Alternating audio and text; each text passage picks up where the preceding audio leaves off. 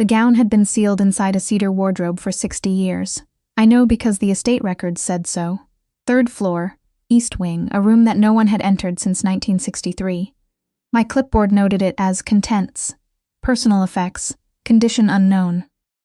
What I didn't write down was that when I lifted the lid and the smell of cedar and old silk hit me, I stood there for a full minute just breathing it in. I'd been working for Archer Blackwell for 4 years, long enough to know which renovation projects were investments and which were something else, which properties he actually cared about beyond their market value. The Kessler estate in Connecticut was something else. He'd bought it quietly, paid well over asking, and told me he wanted it restored the way it was meant to be. Not modernized, not flipped, restored. That phrase stayed with me. He ran Blackwell Development out of a glass tower in Manhattan, but his real reach, the kind that made certain phone calls stop mid-ring when his name was mentioned, extended into corners of New York that didn't show up in any annual report. I'd understood that within the first year. He'd never tried to hide it from me, exactly. He just didn't discuss it, and I'd learned not to ask. The wardrobe held 3 dresses. 2 were beyond saving. The 3rd was intact, deep navy silk, the kind they don't make anymore, with a fitted bodice and a skirt that moved like water when I lifted it free of the tissue paper it had been wrapped in. Late 1930s, I thought. Maybe early 40s. Someone's finest dress, sealed away and forgotten for longer than I'd been alive. I should have tagged it for the historical inventory and moved on. Instead, I held it against myself in front of the wardrobe's cracked mirror and thought, it might fit. I told myself it was practical. Understanding how period garments were constructed helped me specify accurate fabric weights for the curtains, the upholstery. That was what I told myself, was that I'd been standing in dusty rooms all week, taking careful notes while my life outside this estate was quietly rearranging itself into something I didn't recognize, and the dress was the most beautiful thing I'd seen in months. My father's architectural firm had been carrying debt since 2020. The pandemic gutted his contracts, and by 2022, he'd taken a refinancing arrangement from Warren Hale's investment group that looked like rescue and functioned like a leash. Warren was in his mid-40s, well-connected in Boston development circles, and had been pursuing something with me. I couldn't call it dating, exactly. It was dinner and conversation, and a particular kind of deliberate attention that made me feel like a problem being solved, rather than a person being known. My father thought it was wonderful. My mother called Warren steady. What I thought about Warren I'd been keeping very carefully to myself. I slipped on the navy gown in the empty room. It fit as though it had been made for my measurements. The silk settled against my skin, with a weight that felt like being taken seriously. I looked in the cracked mirror and saw someone I didn't quite recognize. Not Iris Monroe, project manager and sometime mediator between historical preservation committees and developers' timelines. Someone else. Someone who looked like she knew what she wanted. Iris. Archer's voice from the doorway. I turned. He was leaning against the doorframe. Dark jacket, no tie, the way he looked when he'd come from a site visit rather than the office, and he was looking at me with an expression I had never seen on his face in 4 years of working beside him. He wasn't smiling. He wasn't frowning. He looked like someone had hit him, very quietly, somewhere internal. I started. The dress was in the wardrobe. I was checking the construction. I know. His voice was level. He didn't move. I've been looking for you for 20 minutes. Murphy said you came up here over an hour ago. I should have been embarrassed. I wasn't, exactly. The way he was looking at me made embarrassment feel like entirely the wrong register. Does it photograph well? I asked, which wasn't what I meant at all, for the documentation. Archer was quiet for a long moment. It looks like it belongs on you, he said. 4 years of precise professional distance. That was the first thing he'd ever said to me that had nothing to do with work. I looked back at the mirror. I should change. Iris. My name again, the way he'd said it the first time, like a door opening that he'd been keeping closed for a long time. Is it true you're leaving? I turned back to him. Warren offered me a position, I said carefully, head of design at Hale Development. It would mean relocating to Boston. That's not what I asked. The room was very quiet around us. My father's firm. I know about your father's firm. Something in his tone made me go still. Warren's been generous, I said, hearing the hollowness in the words as I said them. He cleared the refinancing. The firm is stable now, and The firm was cleared in January.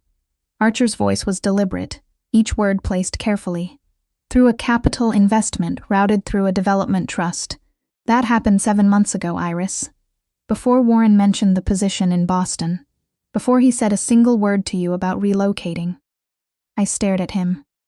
What? Warren's offer isn't about your skills. He crossed the room then, stopping 4 feet from me, and I could see something working behind his eyes, a decision being made in real time about how much to say. He's running for state senate in 2 years. He's been building a very specific image. He wants someone to complete that picture. And you are, he stopped, exactly who he would choose. The silk felt cold against my skin. You're telling me my father's debt was already gone. Warren let him believe the rescue was his doing. Archer's jaw tightened. I should have told you. I've been trying to work out how to tell you for 7 months without it looking like I had a reason to. Do you have a reason? The question sat between us in the dusty room. Archer turned. He walked to the tall window overlooking the estate's back garden and stood there for a moment looking out at the gray November sky. And in that silence I understood that this man who had negotiated in rooms where the stakes were things that didn't show up in any filing. This man was finding this harder than any of that. I run a development company, he said finally. I also have interests that aren't in any corporate filing. You know that. You've known it for 4 years, and you've never asked, and I've never offered, and that arrangement worked because it kept you at a distance that was, he exhaled, the right thing. You work for me. That matters. And now I'm about to leave, I said quietly. And now you're about to leave. For a man who is going to use you for his political image and call it a partnership. He turned back. So yes, Iris, I have a reason. I looked down at the navy silk again.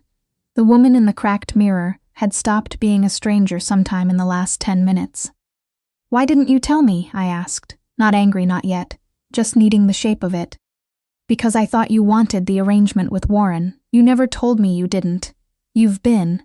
He spread his hands, a gesture I'd only seen him make twice in 4 years. You are the most composed person I have ever worked with. Every morning for 4 years you've walked into whatever space I'm in, and I've told myself it was enough. It wasn't enough. He looked at me. For me either, I said. The room held its 60 years of quiet around us. The cracked mirror caught the afternoon light. I need to handle Warren myself, I said. Iris. He used my father. He used me. That's mine to end. I met his eyes steadily. But I need you to tell me one thing first. What you said about having a reason. Is that everything? Or is there something you've been not saying for 4 years? Archer Blackwell had made decisions in circumstances that would have broken most people. I had watched him be completely unmoved by things that were designed to move him. He looked unmoved by exactly nothing right now. I've wanted to say it for a long time, he said. That's the honest version. That I've been careful because the power dynamic is real, and I will not pretend otherwise. That I'm 43 years old with a life that is not safe to be close to. That you deserve someone whose world is less. A pause. Complicated. And yet, you're in this room. And yet. I reached back and unzipped the navy gown carefully. It had survived 60 years, and I wasn't going to be careless with it now, and changed back into my work clothes while Archer looked out the window. When I was dressed, I folded the gown back into its tissue paper and set it on the shelf. I'm going to Boston tomorrow, I said. He turned. To end it, I picked up my clipboard. And when I come back, we're going to have a very different conversation about what complicated means, and whether I've been making my own decisions for the last 4 years, or whether you've been making them for me by staying quiet. Something moved at the corner of his mouth, not quite a smile, almost. That's fair, he said. It's more than fair. I walked to the door, then stopped. Archer. His name felt different in my mouth than Mr. Blackwell had for 4 years. I watched him notice. Thank you. For my father's firm, even though you should have told me. I know, he said simply. I drove to Boston the next morning. Warren's office was in a restored brownstone in the Back Bay, which under other circumstances I would have appreciated professionally. He greeted me like nothing was happening, offered coffee, asked about the Kessler project. I waited until he was done. Then I told him I knew about the debt, when it had actually been cleared, through which vehicle, and what that meant about the timeline of his offer to my father, and then to me. Warren was quiet for exactly the amount of time a man needs to decide which version of himself to show next. Then he said the documents had been standard, that I was misinterpreting, that whatever Blackwell had told me was self-serving. Archer didn't tell me, I said. I asked. You're making a serious mistake. His voice changed then, still controlled, but with something underneath it that I recognized as the sound of a man who was not accustomed to women leaving what he'd laid out for them. You don't understand what Blackwell's world actually involves. The exposure alone. I've been inside it for 4 years, I said. I know exactly what it involves. He threatened legal recourse, some clause in my father's original refinancing, and I told him my father's attorney would be in touch. Then I walked out. I sat in my car in the November cold for a few minutes. Then I drove back to Connecticut. Archer was at the estate when I arrived. He was in the main hall, looking at the architectural drawings I'd pinned to the wall, and turned when he heard me.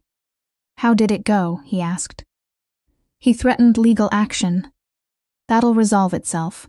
He said it the way he said most things, without elaboration, with a certainty that told me exactly how. Are you all right? I'm fine. I was, actually. Lighter than I'd been in months. I told him I knew about the debt. What did he say? That you weren't who I thought you were. Archer's expression didn't change. He's not entirely wrong. No, I said, but he's wrong about what that means. I crossed the hall. We stood under the old chandelier. 1,200 crystals I'd already scheduled to be rewired in January, and he was watching me with that same look from the upstairs room, and I understood finally that he'd been carrying it for much longer than I'd known. The position on the other side of this, I said, when I'm no longer working for you. Suo, for the legitimate properties, the restoration projects, the development pipeline, everything you've been running for 4 years without the title or the salary to match it. His voice was steady. That's the job. It's yours if you want it. And the other conversation? Also, if you want it. I thought about the woman in the cracked mirror. The dress that fit like it had been kept for me. I want both, I said. Archer reached up and tucked a strand of hair back from my face, carefully, like something he'd been not doing for a very long time. I should have said something sooner. You should have, I agreed, but we're here now. We are. He kissed me in that hallway, under the chandelier that wasn't yet working, with the estate silent around us and November light coming gray through the tall windows. It was nothing like I'd let myself imagine in 4 years of carefully not imagining it. It was better. His mother met me in December, a formidable woman in her 70s, sharp-eyed, who had watched her son build an empire for 20 years and had developed very strong opinions about who was and wasn't good for him. She sat across from me at dinner in Westchester and evaluated me with the thoroughness of someone who had seen a great many people try and fail to understand her son. He's been different, she said quietly, when Archer had stepped away from the table. Since August, I couldn't figure out why. August was when I'd found the dress. You're not afraid of his life, she said. Not quite a question. I've been inside it for 4 years, I said. I know what it involves. Knowing and choosing are different things. I know, I met her eyes, I'm choosing. She studied me a moment longer, then she nodded, once decisive. I understood immediately where Archer had gotten it from. He asked me to marry him at the Kessler estate, in the upstairs room where it had all started.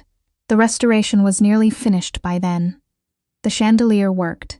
The east wing wallpaper had been carefully matched and restored. The cracked mirror had been preserved rather than replaced, my specific instruction to the team. The cedar wardrobe was still there. The navy gown was in a conservation case now, documented, protected. It had survived 60 years sealed in that room, and it would survive longer. Here? I asked, looking around at everything we'd brought back to life. Here, Archer said, because this is where it started. The ring was simple, a solitaire on a plain band, and when I looked up from it to him, I thought about 4 years of careful distance, and what it had cost us both, and what we'd gotten back. Yes, I said. We were married the following June, at the Kessler estate, in the restored ballroom. Small ceremony. The chandelier threw light across everything. I wore a dress I had chosen for myself, from a bridal salon on the Upper East Side, and when Archer saw me at the end of the aisle, he went very still in the way I recognized, the same way he had gone still in a dusty upstairs room in November, looking at a woman in a 60-year-old gown. Like something had reached him somewhere he hadn't left open. At the reception, Murphy found a moment to lean toward me and say, in the quiet way of a man who had worked for Archer Blackwell for 15 years and had seen most things. He kept a photo on his desk, blueprint drawings from the East Wing. But you were in the corner of the frame. He paused. 2 years it was there. I figured you should know. I stood there for a moment with that. Then I went to find my husband. If you loved this story, hit that like button right now and drop a comment below. I read every single one. And if you know someone who believes in waiting for the right person at exactly the right moment, share this with them. At Ryan's Story Vault, there's a brand new story every day. I'll see you tomorrow.